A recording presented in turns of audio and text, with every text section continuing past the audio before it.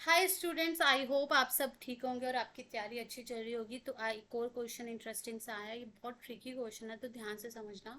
Question है, if alpha beta and gamma are three consecutive terms of a non constant GP. जो condition दी है उससे conclusion निकाल लो, क्या निकल सकता है। Non constant GP, alpha beta gamma GP की टर्म्स हैं। जीपी की टर्म्स मतलब alpha beta gamma are terms of GP. तो इससे हम एक कंक्लूजन निकाल सकते हैं that beta square is equal to alpha gamma. यही होता है ना, the square of middle term is equal to the product of outer term. इसको नंबर 1 दे दो, बहुत यूजफुल चीज है। अब क्या कह रहे हैं, सच दैट द इक्वेशन, कौन सी equation, alpha square plus 2 beta x plus gamma equal to 0 and x square plus x minus 1 equal to 0 have a common root. मतलब दोनों का कोई ना कोई रूट कॉमन है। ठीक है, अब देखो रूट कॉमन है, उसके बाद पूछ रहा alpha times beta plus gamma की वैल्यू वैल्यू। ये बाद की बात है, पहले तो जो कॉमन रूट है उसका कुछ यूज होएगा, तो पहले हम कॉमन रूट फाइंड करते हैं। तो let's try to find the root of this, because हमें इसके रिलेशन चाहिए ना, alpha plus time beta plus gamma. तो हम इसका रिलेशन पहले यूज करेंगे रूट्स निकालने में। इसका देखो, अगर आपको याद हो, हम अल्फ a x square plus b x plus c equal to 0 कोई भी इक्वेशन होती थी, उसके रूट निकालने का फॉर्मूला होता था minus b plus minus under root b square minus 4ac over 2a, जो कि हमारा क्वाड्रेटिक फॉर्मूला। ये रूल हम यहाँ अप्लाई करेंगे, तो उससे हमारा एक्स आ गया। ध्यान से करो, middle term minus 2 beta plus minus 4 beta square minus 4ac alpha into gamma, 4 alpha gamma over 2, 2 two कितना अल्फा है ना, 2a अल्फा। तो इसको थोड़ा मॉडिफाई करो, माइनस 2 बीटा प्लस माइनस 2, यहाँ से 4 और 4 कॉमन आया, रूट के बाहर आया तो 2 बच गया। अंदर क्या बचा, beta square minus alpha gamma, है ना। तो beta square minus alpha gamma, अगर आप ध्यान से देखो, यहाँ से बीटा स्क्वायर किसके इक्वल है, अल्फा गामा के। तो ये वैल्यू तो बच्चे 0 होगी। तो मेरा एक्स यहाँ से सिर्फ और सिर्फ क्या आ गया, -2 बीटा ओवर 2 अल्फा, यानी कि negative beta over alpha. Alpha और गामा में कंफ्यूज नहीं हो। अब देखो, कॉमन रूट थी पर इसकी तो आई एक ही रूट, इक्वल रूट्स आ गई। तो यही रूट मतलब अगर इसकी कॉमन रूट है तो डेफिनेटली यही रूट कॉमन होगी। तो ये हम इस रूल में अप्लाई करके देखते हैं। ठीक है, तो यहाँ अप्लाई किया, x square plus x minus 1 equal to 0 में मैंने अप्लाई किया। एक्स को क्या पुट किया, माइनस बीटा ओवर अल्फा का स्क्र, एक्स को रिप्लेस किया माइनस बीटा ओवर अल्फा से।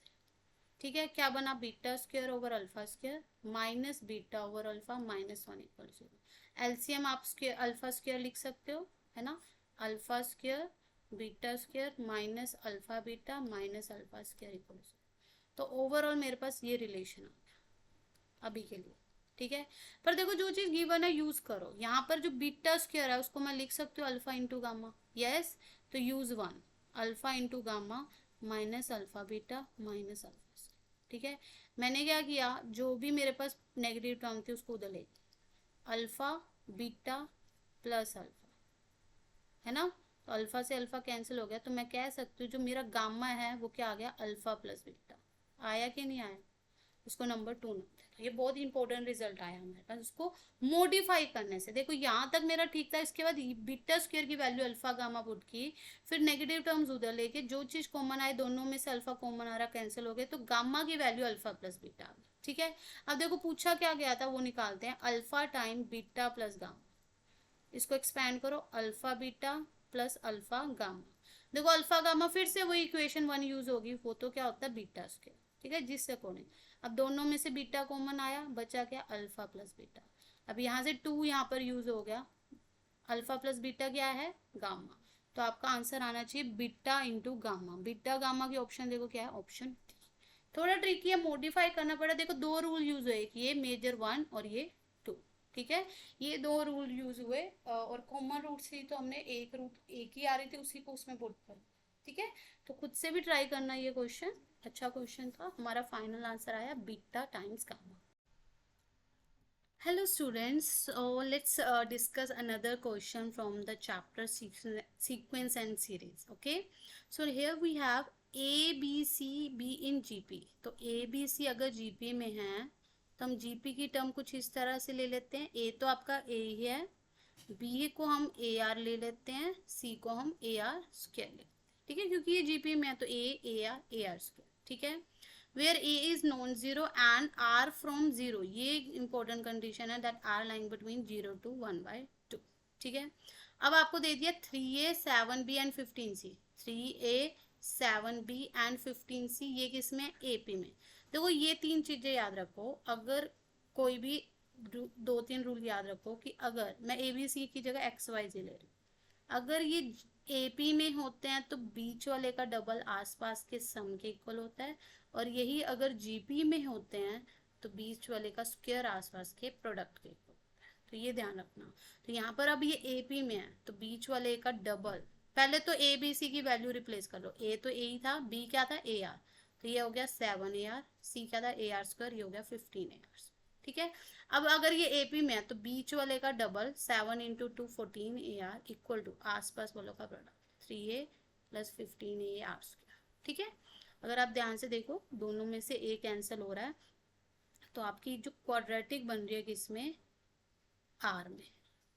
ठीक है, A कैंसिल करके R में क्वाड्रेटिक बन रही है। अब इस क्वाड्रेटिक को सोल्व करेंगे, R की वैल्यू चाहिए तो, है ना, क्योंकि मुझे फोर्थ टर्म ऑफ AP पूछा, वो देखते हैं कैसे निकाल सकते हैं। पहले R की वैल्यू हम देखते हैं, क्वाड्रेटिक बन रही है 15 × 3, स्प्लिटिंग द मिडिल टर्म से सोल्व करो, 15 × 3 45, 9 5 45, इसको ऐसे ब्रेक कर सकते हैं।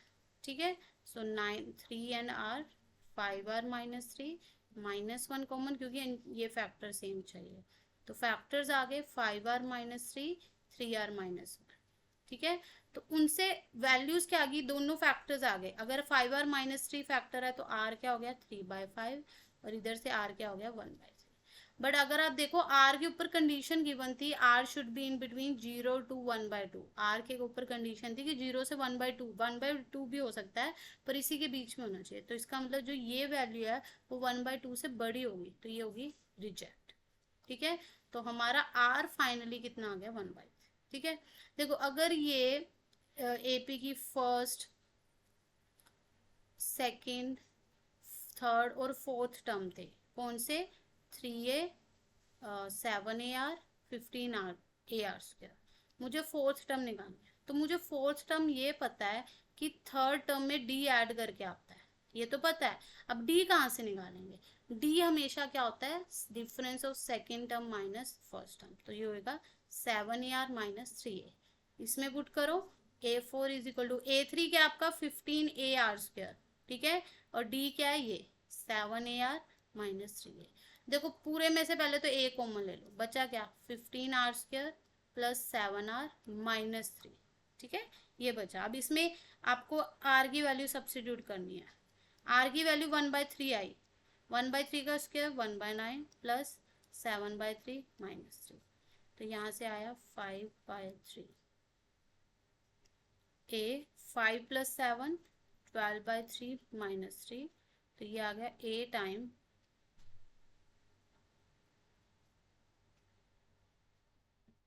4 - 3, जस्ट 4 टर्म कितनी आई, जस्ट A कितनी आई, सिंपली A आ गया आपका आंसर। ठीक है, तो कुछ नहीं था, बहुत इजी क्वेश्चन था, पर खुद से प्रैक्टिस करें, ये रूल्स याद रखें तो इजीली हो जाए।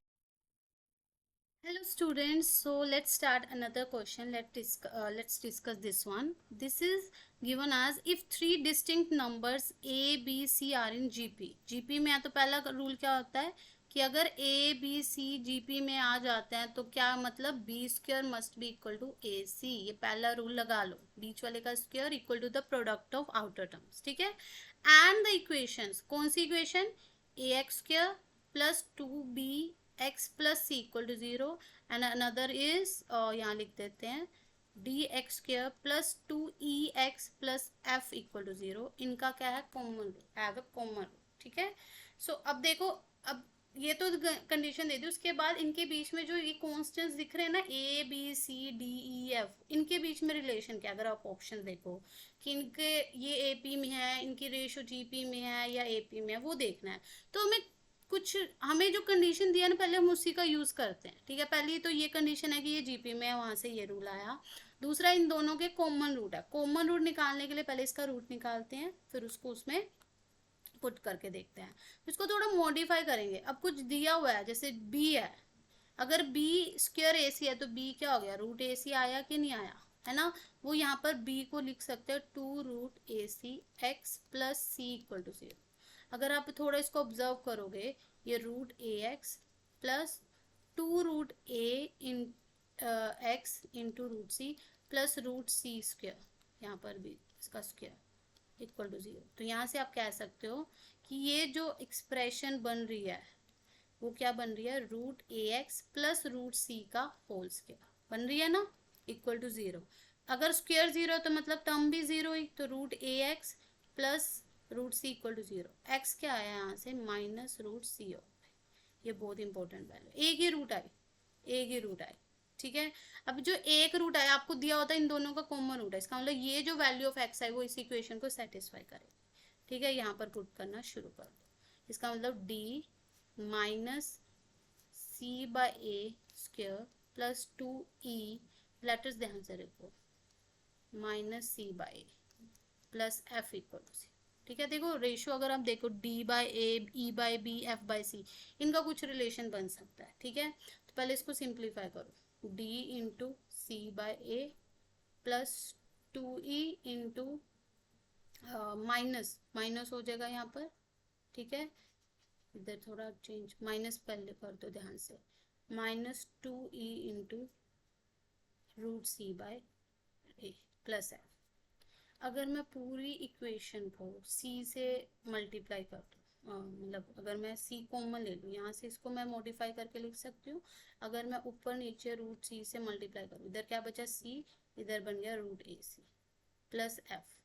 अगर मैं पूरी इक्वेशन को c से डिवाइड कर दूँ, यहाँ से क्या बचा, सिर्फ dA है ना, यहाँ पर क्या करा, डिवाइड बाय c, ठीक है। यहाँ से c खत्म, यहाँ से भी c खत्म, वेट यहाँ थोड़ा गड़बड़ है, वेट यहाँ कर लेते हैं, इधर राइट हैंड साइड में थोड़ा, okay.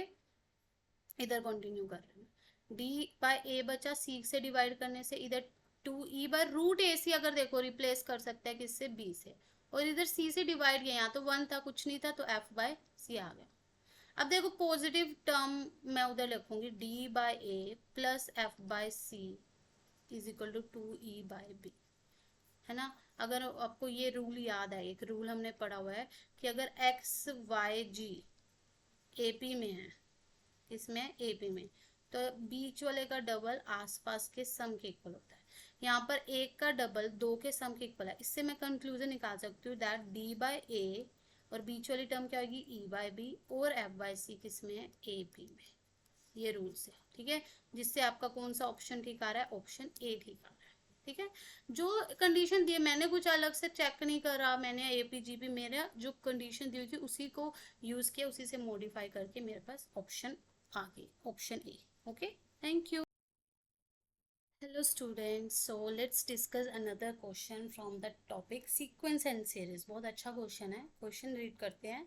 The product of 3 consecutive terms of A GP is 512। देखो 3 टर्म्स की बात हो रही है, याद करो जब भी selected terms, particular number of terms की बात हो तो there was a topic related to selection of term.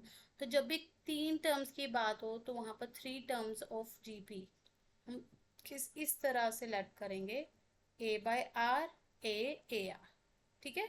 तो ये भी जीपी में यहाँ पर कॉमन रेशियो आर है, first term a by r है, ठीक है। अब इनकी प्रोडक्ट दी हुई है, प्रोडक्ट मतलब मल्टीप्लीकेशन, दे दी 512, मतलब ए क्यूब किसके इक्वल आया, 512।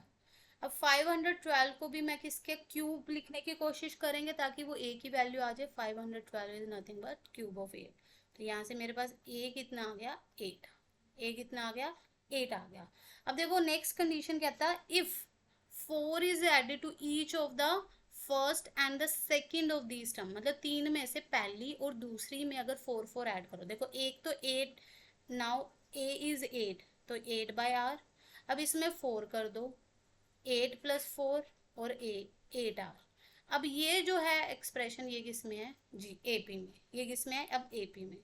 तो अब पूछ रहे हैं the sum of original 3 terms, original 3 terms का सम के लिए हमें आर भी चाहिए, बेसिकली ए तो आगे आर भी चाहिए, तो इसको थोड़ा मॉडिफाई करो, क्या आ गया 8 बाय आर प्लस 4 12 8 आर। अगर ये एपी में है बच्चों, ध्यान से सोचो, एपी में हो 3 टर्म्स एपी में है तो बीच वाले का डबल आसपास के सम के इक्वल। तो यहाँ से भी 12 का डबल किसके इक्वल, 8/r+4 + 8r। ठीक है, तो यहाँ से 24 -4 किसके इक्वल आ गया, 8/r+8r। तो 8 में से भी, इनमें से 8/r+8r किसके इक्वल आ गया, 20। ठीक है, अगर दोनों तीनों में से देखो 8 और 20 में से भी 4 कॉमन फैक्टर बच रहा है, तो बचा क्या, 2/r+2r = 5। इसको मैं अगर सिंप्लीफाई करूंगी तो मेरे पास क्वाड्रेटिक इक्वेशन बनती है 2r² - 5r + 2 = 0। ये मेरे पास क्वाड्रेटिक बन गई। अब मुझे आर निकालना है, तो आर निकाल लो, क्या आएगा, क्वाड्रेटिक को सोल्व करो, -4r - r, splitting the middle term method से। तो 2r कॉमन लिया, r+2 -1 कॉमन लिया, r सॉरी इधर से r-2 आएगा, सॉरी।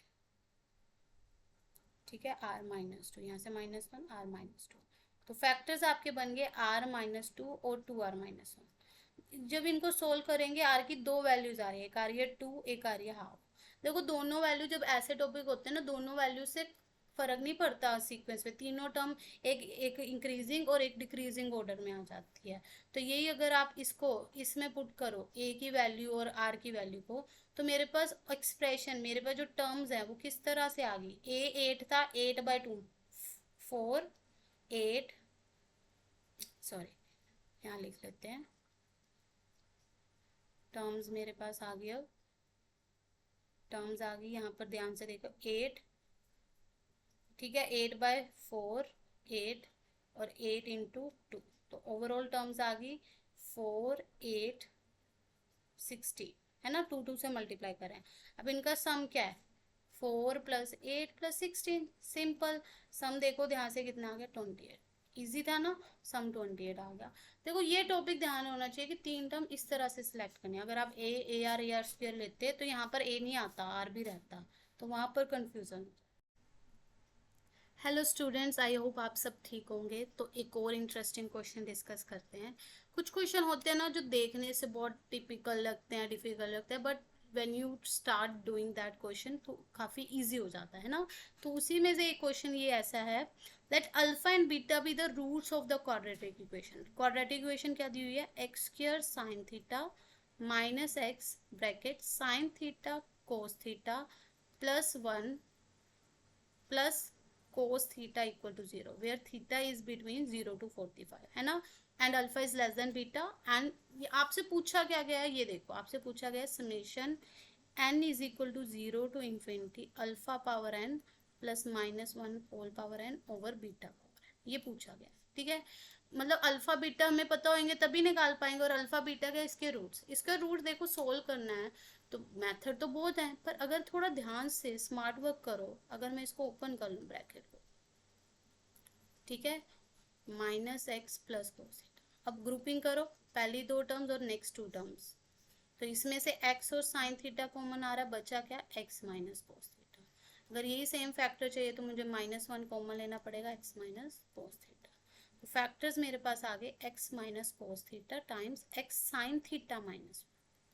ठीक है, तो यहाँ से मेरे पास 2 फैक्टर आ गए, x आ गया एक तो cos थीटा, दूसरा आ गया 1/sin theta which is nothing but cosecant theta, चाहे ऐसे रहने दो।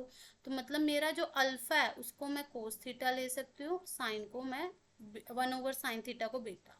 अब मुझे इनका सम चाहिए, तो मैं इनको अलग अलग एक्सपैंड करने की कोशिश, क्योंकि समेशन सम में अलग अलग हो सकता है। तो अल्फा है मेरे पास cos थीटा, तो summation cos power n theta from where n from 0 to ∞, पहले 0 पुट किया, क्या बना 1 + cos theta + cos² theta up to infinity. अब ध्यान से देखिए, ये आपकी इन्फिनाइट जीपी बन रही है, जिसका सम का फॉर्मूला यहाँ देखिए क्या होता है, a/1 - r। ठीक है, और यहाँ पर a आपका क्या है, 1 1 - r क्या है, cos थीटा। तो ये आ गया समेशन अल्फा पावर n, पहला जो है समेशन का वो आ गया। दूसरा क्या है, कुछ इस तरह से -1 power n over beta power n from 0 to ∞।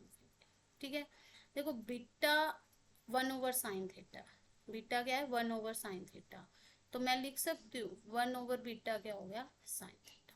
ये भी तो लिख सकते हैं हम, पर पावर -1 है, पहले 0 पुट किया 1, अगर मैंने 1 पुट किया नेगेटिव हो गया, तो नेगेटिव sin थीटा होगा प्लस sin² थीटा है ना, माइनस साइन क्यूब थीटा है। तो ये भी क्या है आपकी, एक सेकेंड, इन्फिनाइट जीपी। तो जीपी में a ओवर 1 माइनस आर, a is 1, r is negative sine theta, तो 1 प्लस साइन थीटा हो जाएगा, है ना, 1 minus r, 1 minus minus plus r. तो when you have to find this final solution, तो for this you need to add this value. So final solution is summation alpha power n plus minus 1 power n over beta power n from n from 0 to infinity. Final क्या आ गया, 1 over 1 minus cos theta plus 1 over 1 plus sine theta. देखो कौन C option satisfy कर रही है इसको, 1 minus, I guess option a आपका आंसर आ रहा है, right, option a is the right answer. ठीक है, तो देखो इसको आगे सिंप्लीफाई करने की नीड नहीं है, ऑप्शन ही इसके फॉर्म में है, आपको सिंपली क्वाड्रेटिक मेन सोल्व करके अल्फा बीटा, उसके बाद तो ये इन्फिनाइट जीपी बन रही थी, वो इजी था इन्फिनाइट जीपी सोल्व करना, ये फॉर्मूला याद होना चाहिए, a ओवर 1 माइनस। ओके, काफी इंटरेस्टिंग क्वेश्चन था, खुद से ट्राई करें।